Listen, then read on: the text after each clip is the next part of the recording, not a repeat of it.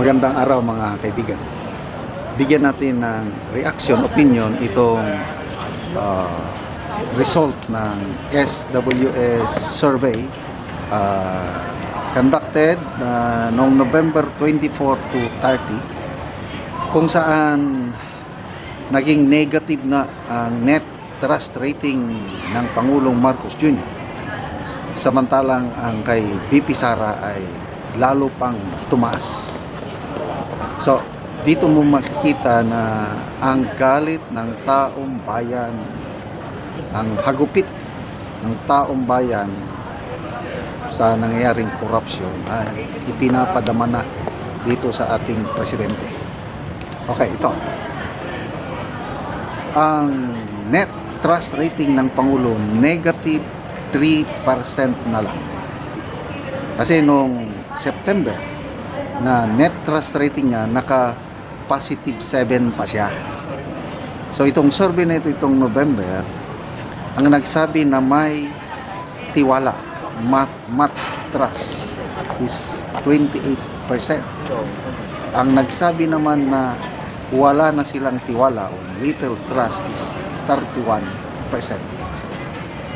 So, negative na ang kanyang net satisfaction rating na nakakaya para sa isang sitting president.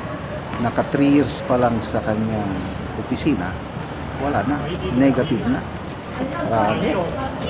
Okay, kay VP Sara naman, plus positive 31%. Tumaas pa ito kasi nung September na survey, September 2025, positive 25% siya. So, umakyat siya ng 6%. Ang nagsabi na malaki ang tiwala nila kay VP Sara is 56%. At nagsabi naman na halos wala o little trust na lang sila is 25%. So, una, ano ang reaksyon ng palasyo dito? Sa lahat ng mga surveys, talagang bagsak. Itong mga latest na lumabas, WR numero, if my memory serves me right, I think 31% ang trust rating ni VP Sara, samantala ang Pangulo is only 15%. Publicus Asia, medyo nakalimutan ko na. Hindi ko naman yung mga figures. Basta itong mga latest, Pulse Asia, SWS, WR numero, sunod-sunod na naglabas. Talagang lagapak na lagapak rating ng Pangulong Marcos Jr. Bunga ito ng pagkadismaya ng taong bayan sa kanyang administrasyon, particularly ito talamak na korupsyon sa flood control project. So minsan naawa na rin ako sa Pangulo dahil sa dami ng problema na kinasasangkutan niya ito. Kung nakakatulog pa ba siya ng mahinding, okay, kibit balikat lang siya. Dalawa lang yan eh.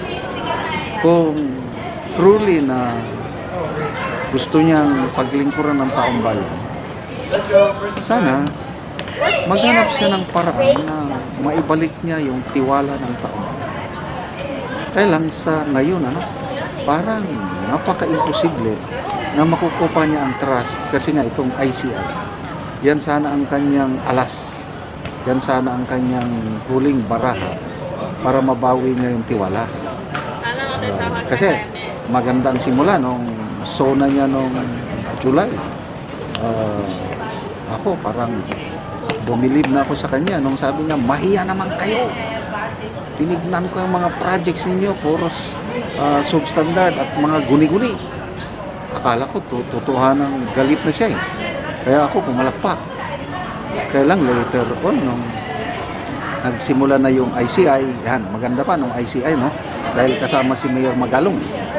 Kaya lang, nung magtrabaho na si Mayor Magalong, medyo may pumigil sa kanya. Tapos biglang nag-resign si Mayor Magalong. Wala na. Hindi na ako fan. Tapos sunod-sunod na naman nag-resign. Si Secretary Singson nag-resign din. Ngayong araw lang ito, nag-resign na rin si Commissioner Rosana Pajardo.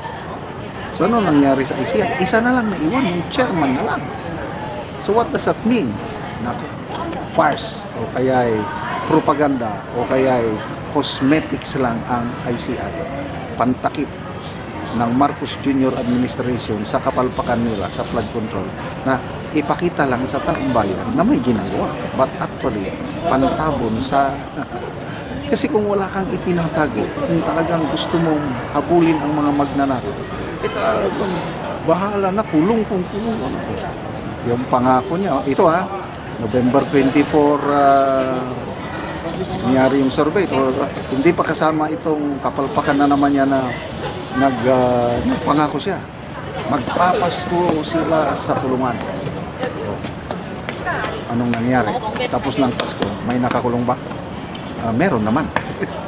Ang kawawang Sara Diskaya, maliit lang na isda.